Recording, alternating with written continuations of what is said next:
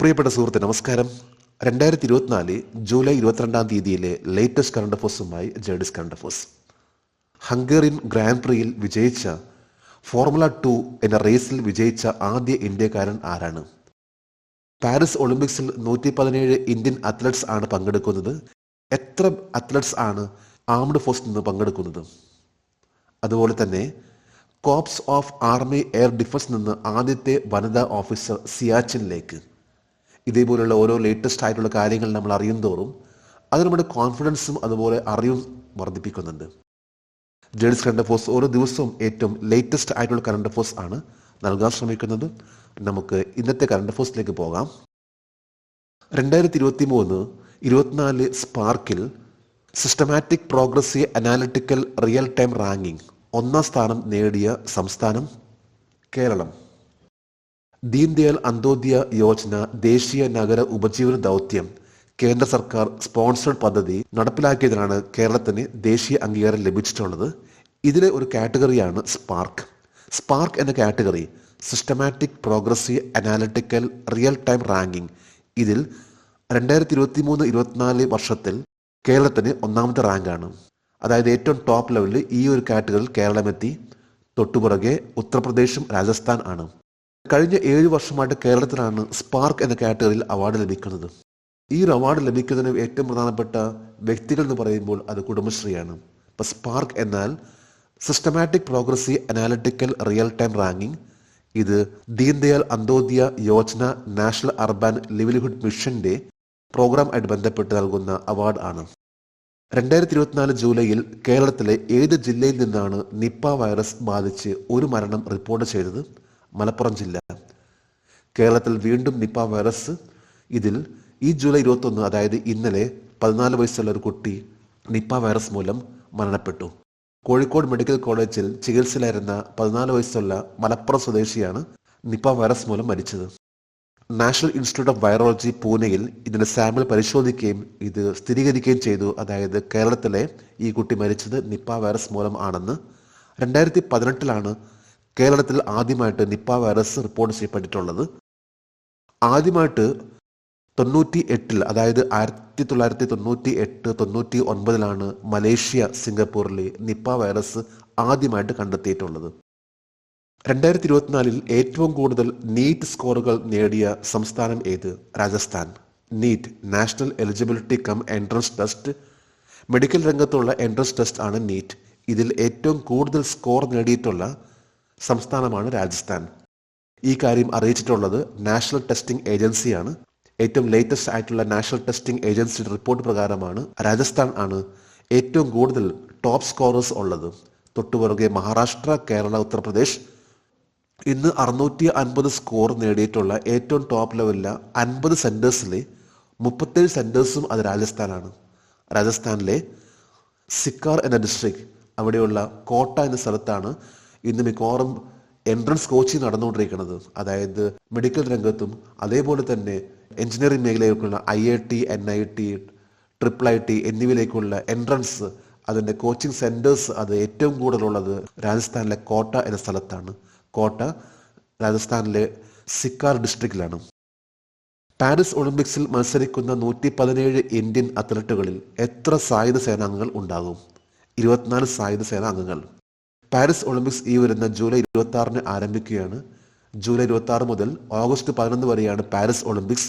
ഇതിൽ ഇന്ത്യയിൽ നിന്ന് 117 പേരാണ് പങ്കെടുക്കുന്നത്. 24 പേര് ആംഡ് ഫോഴ്സ് നിന്നുള്ളവരാണ്. 24 പേരിലും 22 മെയിൽസും അതുപോലെ തന്നെ 2 ഫീമെയിൽ സർവീസ് അത്ലറ്റ്സ് ആണുള്ളത്. ആദ്യമായിട്ടാണ് ഇന്ത്യൻ ആംഡ് ഫോഴ്സ് നിന്ന് 2 ഫീമെയിൽ അത്ലറ്റ്സ് പങ്കെടുക്കുന്നത്. ഇതുവരെയായിട്ടും ഡിഫൻസ് ഫോഴ്സിൽ നിന്ന് പങ്കെടുക്കുന്ന അത്ലറ്റ്സ് അത് പുരുഷന്മാർ മാത്രമേ ഉണ്ടായിരുന്നുള്ളൂ. എന്നാൽ ഈ വർഷം ആദ്യത്തെ പാരീസ് ഒളിമ്പിക്സ് ആണ് ആംഡ് ഫോഴ്സിൽ നിന്ന് 2 ഫീമെയിൽ അത്ലറ്റ്സ് പങ്കെടുക്കുന്നത്. ഈ ടീമിലെ ഏറ്റവും മുന്നിൽ നിൽക്കുന്ന വ്യക്തിയാണ് സുബേദാർ നീരജ് ചോപ്ര. ജാവലിൻ ത്രോയിൽ ഒളിമ്പിക് സ്വർണം കരസ്ഥമാക്കിയിട്ടുള്ള നീരജ് ചോപ്ര ആർമിയിലാണ്. ആർമിയിലെ സുബേദാർ റാങ്ക് ആണ് നീരജ് ചോപ്രയ്ക്കുള്ളത്. 2 വനിതാ അത്ലറ്റ്സ് ആണ്. ഒന്ന് ഹവിൽദാർ ജെയ്സ്മൈൻ ലംബോറിയ, ബോക്സറാണ്. 2022 കോമൺവെൽത്ത് ഗെയിംസിൽ ബ്രോൺസ് മെഡലിസ്റ്റ് കരസ്ഥമാക്കിയിട്ടുള്ള അത്ലറ്റാണ് ഹവിൽദാർ ജെയ്സ്മൈൻ ലംബോറിയ. അതുപോലെ തന്നെ 2023 ഏഷ്യൻ റെസ്ലിംഗ് ചാമ്പ്യൻഷിപ്പിൽ ബ്രോൺസ് കരസ്ഥമാക്കിയിട്ടുള്ള പേഴ്സൺ ആണ് CPO റീതിക ഹൂഡ. സിയാച്ചിൻ ഹിമാനിയിൽ വിന്യസിച്ച കോർപ്സ് ഓഫ് ആർമി എയർ ഡിഫൻസിൽ നിന്നുള്ള ആദ്യത്തെ വനിതാ ഓഫീസർ ആരാണ്? Captain Supreetha Sethi. Corps of army air ഡിഫൻസിൽ നിന്ന് ആദ്യത്തെ ഒരു വനിതയാണ് സിയാച്ചിൻ ഗ്ലേസറിൽ വിന്യസിക്കാൻ പോകുന്നത്. ഇത് ക്യാപ്റ്റൻ സുപ്രീത സേഠിയാണ്. കഴിഞ്ഞ RD പരേഡിൽ ഹസ്ബൻഡ് വൈഫ് കപ്പിൾസ് ആയിട്ട് പങ്കെടുത്തിട്ടുള്ള RD പരേഡിലെ ആദ്യത്തെ വ്യക്തിയാണ് ക്യാപ്റ്റൻ സുപ്രീത സേഠി. മൈസൂർ സ്വദേശിയായിട്ടുള്ള ക്യാപ്റ്റൻ സുപ്രീത സേഠിയാണ് കോർപ്സ് ഓഫ് ആർമി എയർ ഡിഫൻസിൽ നിന്ന് ആദ്യമായിട്ട് സിയാച്ചിൻ ഗ്ലേസറിലേക്ക് ഡിപ്ലോയ് ആകാൻ പോകുന്ന, വിന്യസിക്കാൻ പോകുന്ന ഓഫീസർ. ക്യാപ്റ്റൻ ശിവ ചൗഹാൻ ആണ് ഫയർ ആൻഡ് ഫ്യൂറി കോർപ്സിൽ നിന്ന് ആദ്യത്തെ ഒരു വനിതാ ഓഫീസർ സിയാച്ചിനിൽ ഡിപ്ലോയ് ആയിട്ടുള്ളത്, വിന്യസിച്ചിട്ടുള്ളത്. അതിനുശേഷം പിന്നെ 2023 ഡിസംബറിൽ ഒരു medical officer captain Geetika Kaul ആണ് സിയാച്ചിനിൽ ഡിപ്ലോയ് ആയിട്ടുള്ള ആദ്യത്തെ മെഡിക്കൽ ഓഫീസർ. അതിനുശേഷം സിയാച്ചിനിലെ ഓപ്പറേഷൻ പോസ്റ്റിൽ ആദ്യത്തെ ഒരു വനിത എന്ന് പറയുമ്പോൾ, മെഡിക്കൽ ഓഫീസർ എന്ന് പറയുമ്പോൾ അത് ക്യാപ്റ്റൻ ഫാത്തിമ വാസിം ആണ്. ഇപ്പോൾ captain Supreetha Sethi, captain Shiva Chauhan, captain Geetika Koul, captain Fatima Wasim, ഈ 4 പേരും സിയാച്ചിനിൽ സേവനം നൽകിക്കൊണ്ടിരിക്കുന്ന വനിതാ ഓഫീസേഴ്സ് ആണ്. ഹംഗേറിയൻ ഗ്രാൻഡ് പ്രിയിൽ തൻ്റെ കന്നി ഫോർമുല 2 സ്പ്രിന്റ് റേസ് നേടിയ ഇന്ത്യയിൽ നിന്ന് ആരാണ്? കുഷ് മൈനി. ഹംഗേറിയൻ ഗ്രാൻഡ് പ്രി ആയിരുന്ന കഴിഞ്ഞ ദിവസം ഫോർമുല 2 റേസിൽ കുഷ് മൈനി 1ാം സ്ഥാനത്തെത്തി. ഫോർമുല 1, ഫോർമുല 2 എന്ന 2 റേസ് ആണ് ഉള്ളത്. ഇതിൽ ഫോർമുല 1 ആണ് ഏറ്റവും ടോപ്പ് ലെവലിൽ വരുന്ന, ഏറ്റവും പവർഫുൾ ആയിട്ടുള്ള എൻജിൻസ് ഉപയോഗിച്ചുകൊണ്ടിരിക്കുന്ന കാറുകൾ അത് ഫോർമുല 1ലാണ്. രണ്ടാമത്തെ വരുന്ന ഫോർമുല 2 ആണ്. അപ്പോൾ ഫോർമുല 2ലെ ഹംഗേറിയൻ ഗ്രാൻഡ് പ്രിയിലാണ് ഇന്ത്യയിലെ കുഷ് മൈനി വിജയിച്ചിട്ടുള്ളത്. ഹംഗേറിയൻ ഗ്രാൻഡ് പ്രിയിൽ വിജയിച്ചിട്ടുള്ള കുഷ് മൈനിക്ക് 23 വയസ്സാണ്.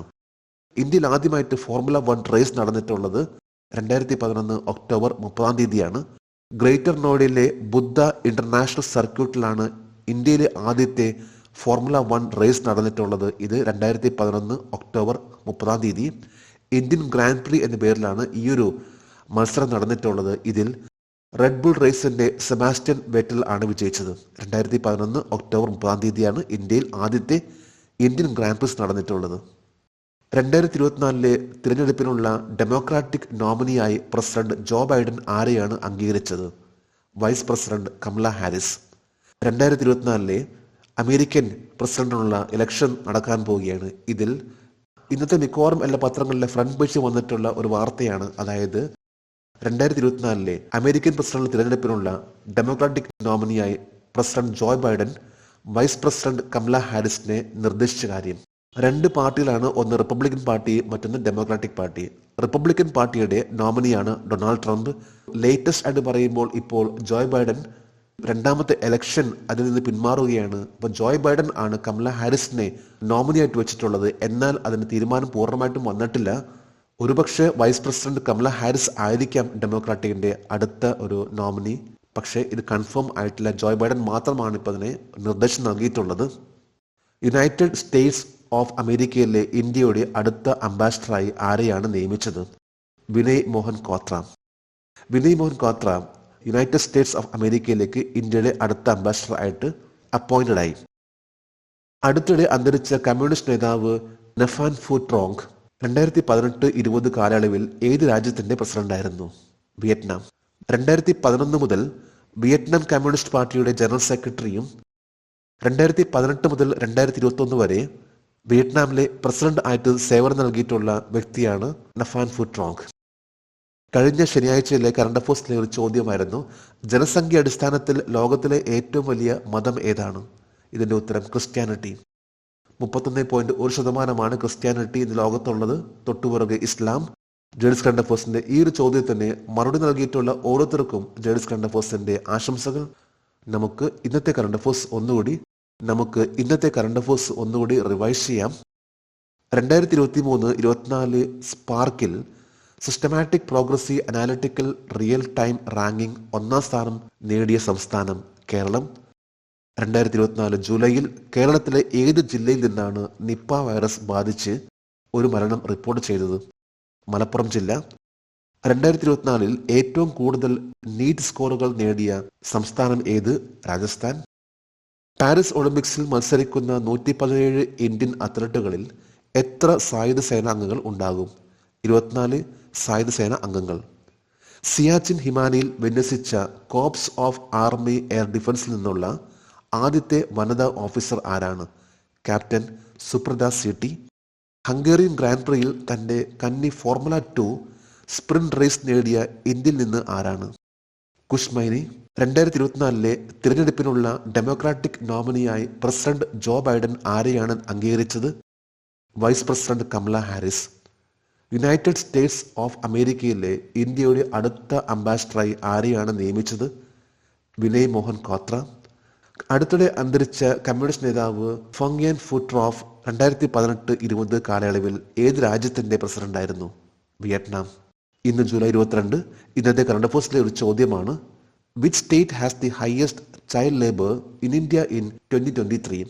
2023 ഇന്ത്യയിൽ ഏറ്റവും കൂടുതൽ ബാലവേലയുള്ള സംസ്ഥാനം ഏതാണ്? 3 ഓപ്ഷൻസ് ആണ് നൽകിയിട്ടുള്ളത്. ഈ ചോദ്യത്തിന്റെ ഉത്തരം അറിയാമെങ്കിൽ ഇന്നത്തെ കറണ്ട് അഫയേഴ്സിന്റെ കമന്റ് ബോക്സിൽ രേഖപ്പെടുത്തുവാൻ അഭ്യർത്ഥിക്കുന്നു. നാളത്തെ കറണ്ട് അഫയേഴ്സിൽ ഇതിന്റെ ഉത്തരം ഉണ്ടായിരിക്കും. ജേഴ്സ് കറണ്ട് അഫയേഴ്സ് ഓരോ ദിവസം ഏറ്റവും ലേറ്റസ്റ്റ് ആയിട്ടുള്ള കറണ്ട് അഫയേഴ്സ് ആണ് നൽകി വരുന്നത്. ജേഴ്സ് കറണ്ട് അഫയേഴ്സിന്റെ ഇന്നത്തെ ഈ വീഡിയോ കണ്ടിട്ട് ഇഷ്ടപ്പെടുകയാണെങ്കിൽ ഈ ചാനൽ സബ്സ്ക്രൈബ് ചെയ്യാനും ഷെയർ ചെയ്യാനും മറക്കരുത്. നമുക്ക് നാളെ വീണ്ടും പുതിയ കറണ്ട് അഫയേഴ്സുമായിട്ട് കാണാം. Thank you very much.